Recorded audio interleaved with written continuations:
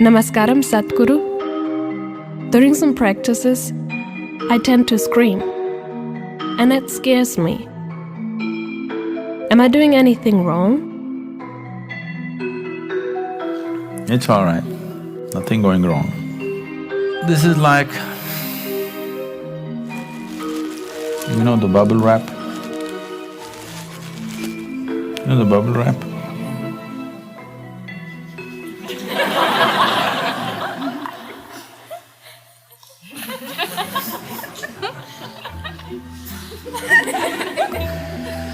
So, karmic scape is like a bubble wrap. You step here, it went top. Next step was okay, perfectly fine. Next step you take top, lot of noise. Next 2 steps you take nothing. Next step you take again top. So, it's like that. As you break through things, you may come to many.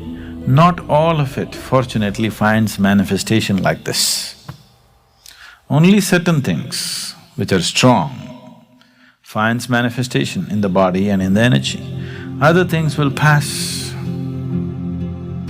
One reason why we've set up the dream machine is so that these things happen in sleep, that it is happening in a buzz, a haze, you cannot even see. If you see all that, your mind cannot deal with such things. I want you to just look at it this way. Whatever has been the most testing moment in your life, the most challenging and difficult moment in your life, suppose 10,000 moments like that came now, what would happen to your mind? That's what would happen. Because there are 10,000 and more like that in your memory. And all of them keep recreating those experiences in your life. They're dormant. But their dormancy does not mean they will not find expression in some other way. It's like, right now there is a tree and there is earth. Earth seems to be dormant, but whatever the quality of the earth is finding expression through the tree, you can't stop that. You cannot stop that. So your conscious mind may be just a little plant like this, but it is sitting on a huge pile of something. All that quality may not be necessarily finding its way just the way it is, but it is finding expression in a very, a subdued way. It is quietly trying to push life this way or that way. It is not determining directly, but in so many ways it is pushing you into the same situations again and again. Is this whenever life situations happen to you beyond your logical understanding, and everything's told you it has to go this way, suddenly it went like this, then you always tend to think stars or God or some other force or black magic or whatever. What is black for you is white for somebody else, yes?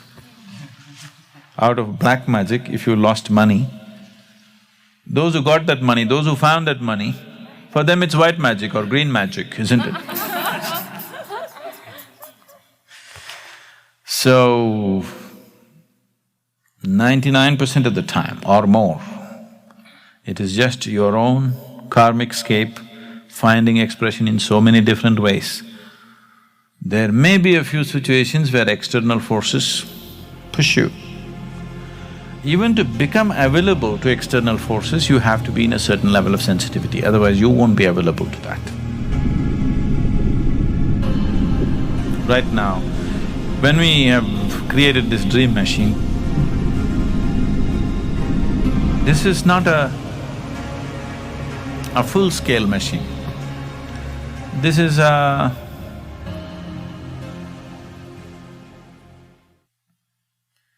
do you call…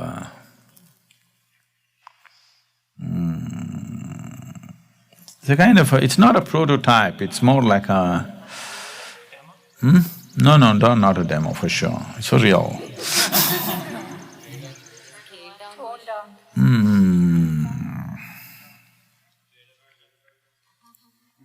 It's like, suppose an earth mover comes, let's say a crane is brought here for some work. The actual weight we want to lift is 100 tons. We need a 100-ton crane. But we bring only 25-ton crane and decide to break the 100-ton rock into 4 pieces, and we want to do it 4 times slowly. Is there a word for that? In a way, a scale down.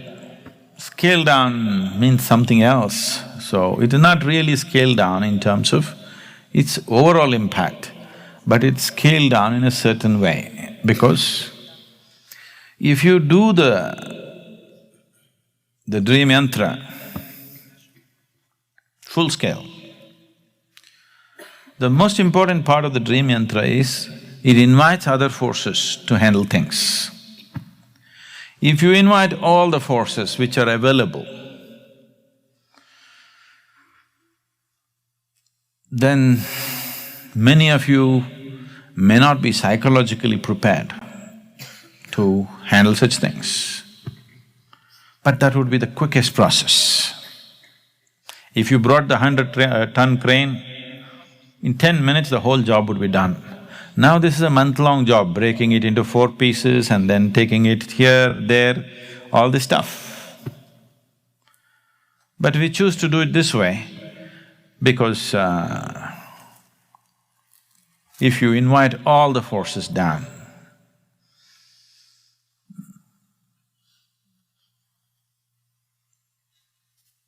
there are some of them.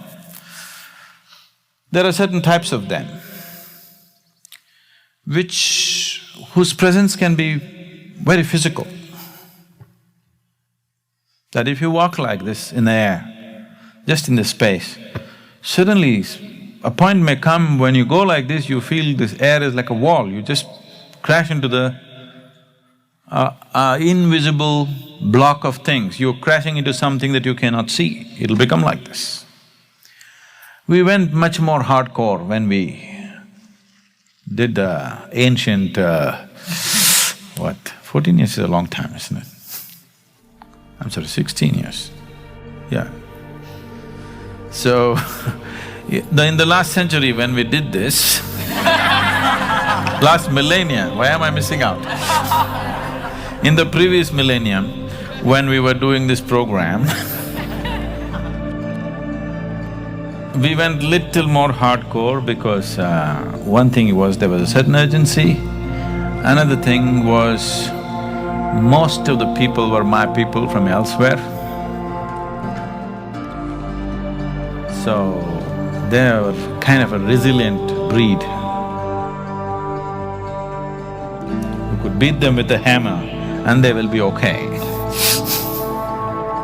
So we went little more on that one and people started seeing and experiencing all kinds of things all around them.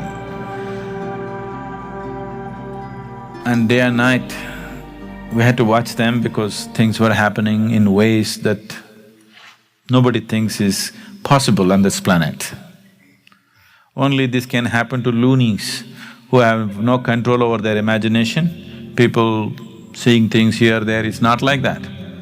Everybody's seeing things, not just one person. So, this it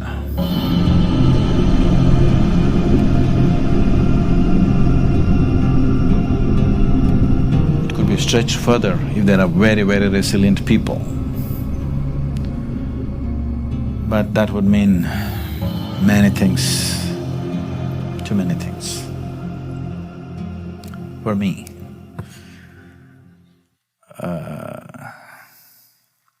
I'm not paid for this job, so that would complicate the whole scape.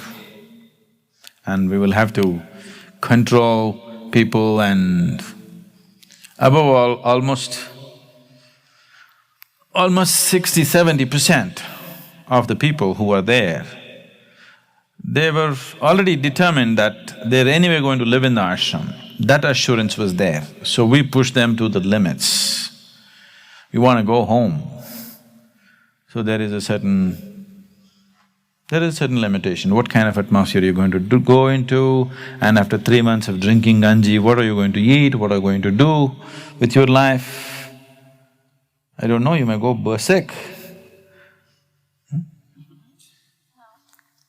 The moment you go, no more sadhana, get up in the morning and drink what you want and do what you want, if you're going that way, who knows? It's very important we scale you down in the last 2 weeks and send you home like just normal, plain stupid and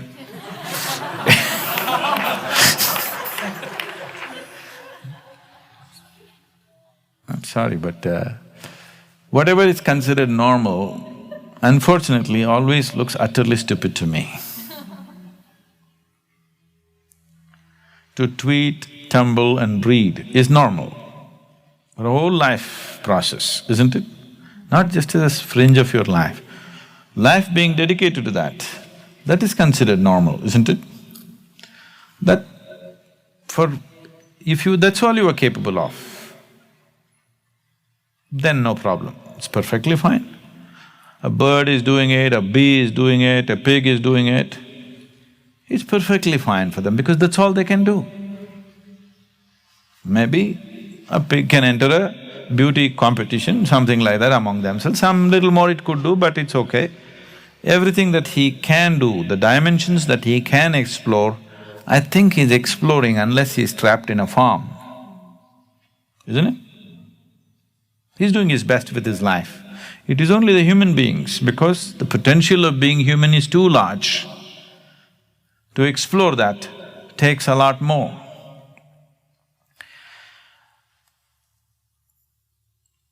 It is not… I'm not saying this because these are wrong things. It's not wrong. Is it wrong to be limited? Is it wrong if this flower does not bloom? It's not wrong, it's just a disaster. Isn't it? There's nothing wrong about it. If this flower chooses not to bloom and just remains a bud for its life, is it wrong? Definitely not wrong. It's just disastrous, that's all. So,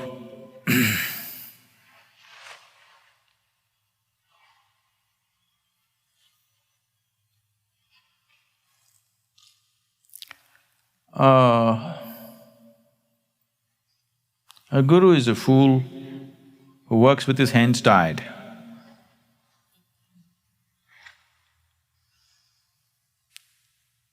Unless he has the courage to break all social norms and do what has to be done. Otherwise, he's just a fool who tries to do great things with his hands tied. But it's okay, even with hands tied you can do things. If you're tied behind, you can bring it forward slowly. So you just came for Isha Yoga introductory because it was free. Then we slowly coaxed you into enrolling. We said it's only 5 days, 5 evenings and 1 full day. We got you. Then we pushed it a little more and said, 3 full days, it's fantastic, and people cried. So you gave in.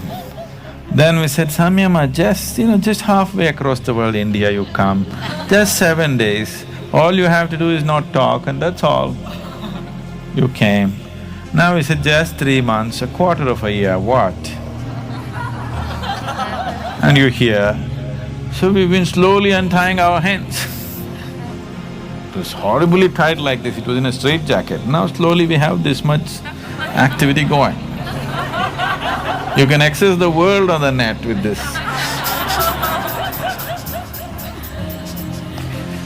We've been doing well that way. So let's see what more we'll coax you into.